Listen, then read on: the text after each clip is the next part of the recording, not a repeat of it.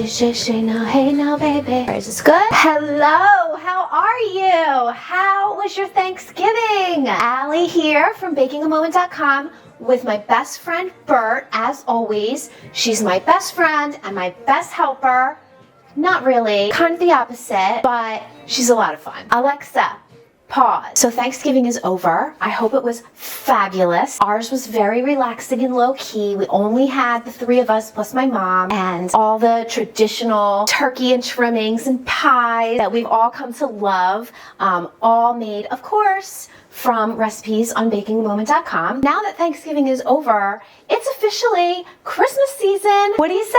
I'm totally here for it. I've got my candy cane shirt on to prove it. The recipe that I'm going to share with you today is a perfect way to bridge the seasons between Thanksgiving and Christmas and make that transition so delicious and beautiful. So I was taking the photos yesterday of this cranberry tart, and I was grinning from ear to ear the entire time because I just can't get over how beautiful this dessert is. And not only is it beautiful, but it tastes amazing. There are a few different components. There's the crust, which is buttery and short. It's so crumbly, it melts in your mouth. It tastes so rich, and it just has the slightest bit of sweetness. It's a lot like a shortbread cookie. And then the filling is a cranberry curd, which you can make from your leftover cranberry sauce, which I love. I always have too much cranberry sauce after Thanksgiving, and now I know just what to do with it. There's also some toasted meringue on top, and we're gonna decorate it.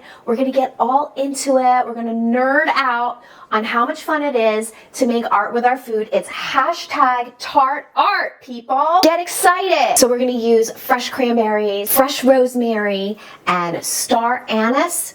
Some people say anise. Is it really anise? I think it's anise. I'm going with anise. Long story short, it turns out so beautiful. People's socks are gonna be knocked off. They're gonna think that you are such a superstar when they see how pretty this tart is. But the truth is, it's really not that hard. It's really very easy. You just need the right tools for the job. So let's get into it. But before I do that, I am going to tease you with another little beauty tip. I am not by any means up on all the trends, so this might be something that everybody already knows, but it took me like 45 years to figure it out. This is not just for gingers, this is for anybody. So stay tuned, because that's going to be at the very end of the video. First, let's talk cranberry curd tart. Here are the ingredients you're gonna need. So the first thing you're gonna need is tart dough. And I have a great recipe on bakingamoment.com, which I am gonna link to in the description here. It's super simple to make. You just do it in the food processor. It takes minutes, literally, and it is super easy to work with and works so great. Everybody loves it. It's super popular. Besides the tart dough, you're also going to need some cranberry sauce. And guess what? Just so happens, I have a great cranberry sauce recipe. It's only 3 ingredients: cranberries, water, and sugar.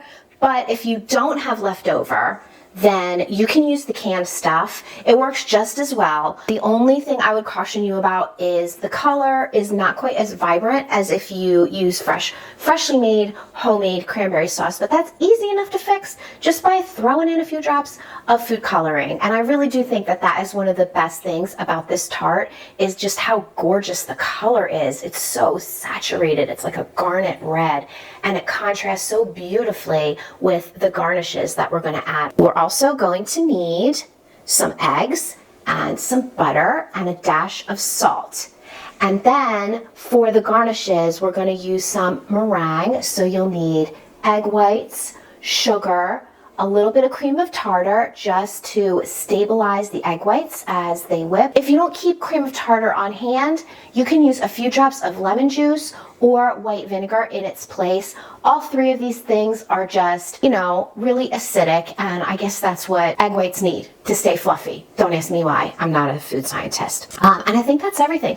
And then the garnishes, which, like I said, I used fresh cranberries, fresh sprigs of rosemary, and some star anise to garnish. And incidentally, Star anise and cranberry go really good together. I mean, as I was putting this thing together, it smelled amazing, and my little studio still smells so good just from the star anise, which if you can't find it in your grocery store, I will include an affiliate sales link so you can order it online. That's what I usually do. You get a really big bag of it for just a few dollars.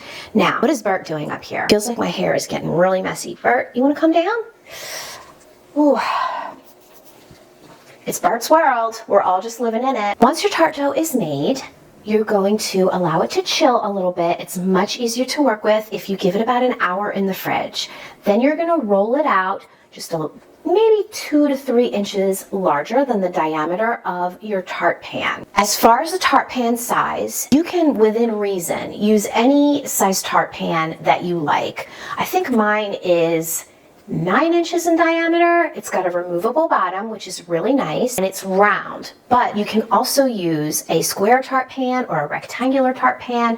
You could even use 6 mini tart pans. I would say they are probably like 5 to 6 inches in diameter. It doesn't have to be super exact, because all you need to do if your tart pan is slightly bigger or slightly smaller is just adjust how thick you roll the tart dough out. So for a bigger tart pan, you just roll it out a little bit thinner and a little bit bigger. For smaller tart pan, you can allow it to be, a little thicker. So you get that all set.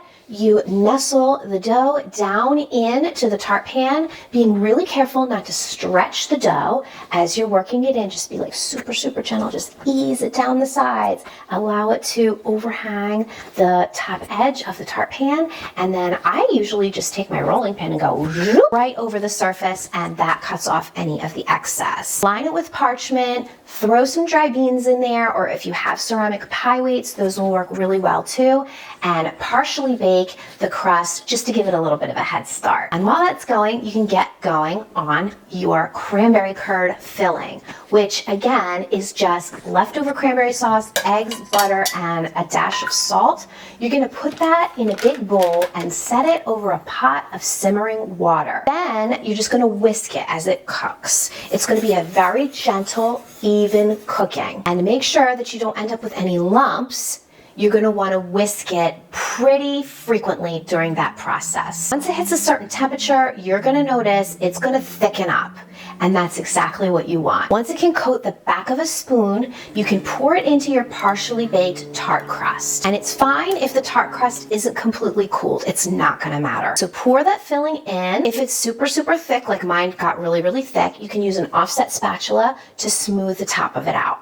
And then it goes back into the oven to bake a little bit longer and really get nice and firm. Once the filling has firmed up and your tart is completely baked, you can allow it to cool. And while it does that, you can get going on your meringue. Now, meringue can be a little tricky, even though it really is only 2 or 3 ingredients. It's not hard to mess it up. And I have several meringue recipes on bakingamoment.com with tons of comments from people saying, my meringue never got fluffy, my meringue never got stiff, what did I do wrong? 9 times out of 10, the answer is a little bit of fat found its way into those egg whites, and that is gonna completely sabotage your meringue. Any kind of oil or fat, it could be because your bowl or your whip had a little bit of like residual grease from like the last batch of cookies or whatever it was that you made. So make sure that you wash them really well with hot soapy water and dry them. Or a lot of times it's just because when you were separating the eggs,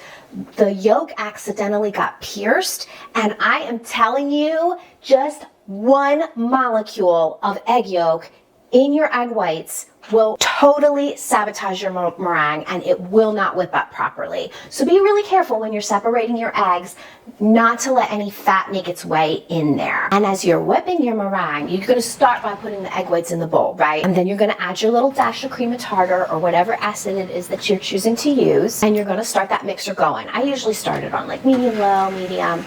And then you're going to take your sugar and you are going to just ever so slowly shake a few granules of sugar at a time into the egg whites with the mixer going.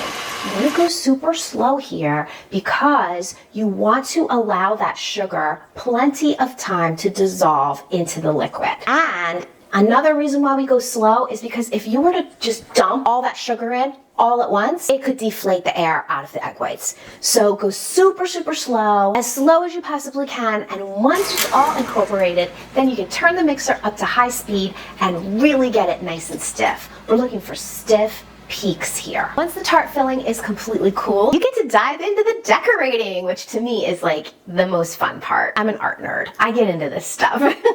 I took a couple of star-shaped cookie cutters and I just lightly pressed them into the surface of the filling. This is just to give me a guideline for where to pipe, because I knew I wanted 5-pointed star-shaped meringue on top of my cranberry tart. I don't know, it just screams holiday to me for some reason. So the cookie cutters were my guide, and then I used a jumbo leaf tip, or it might be called a jumbo petal tip. Put that inside my piping bag, filled it up with meringue, and piped away at those pretty 5-pointed stars.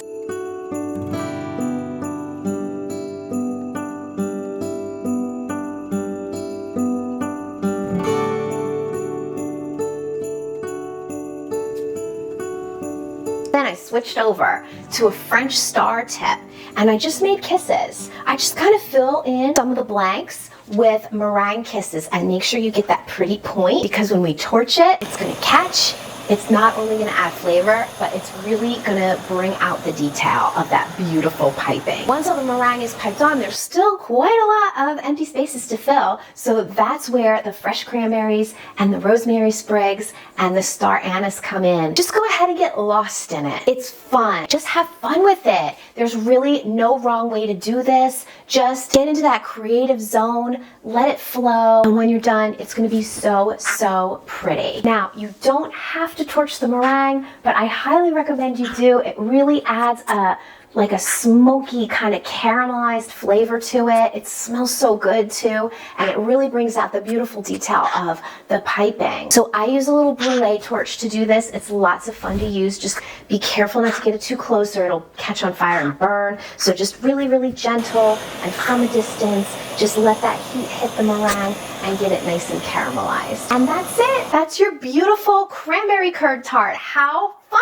is that? You can serve it for Thanksgiving, or you can serve it for Christmas, or any time in between, or really all winter long for that matter. There's never a wrong time for cranberry meringue tart, am I right? I hope you love it. Now let's talk about this little beauty tip I have. So, eyeshadows, right? I get these eyeshadow palettes. I notice there are like a couple of colors that I go through like so fast. Obviously, those are my favorites. Those are the ones that get used the most. When those favorites are gone, I feel like the whole eyeshadow palette is kind of done, right? So I used to go out and like just try to find like a single of that color and just supplement with that, but it's a pain in the neck. The colors that I use the most, they would be like the highlight color that you would put on your brow bone or maybe on the center part of your eyelid here, as well as like the medium tone, neutral, kind of like, I don't know, I do a lot of brown because I think it looks natural. So like the medium tone brown that doesn't have any shimmer in it. I use that a ton. Well, guess what? You don't need to go buy a special eyeshadow in those colors.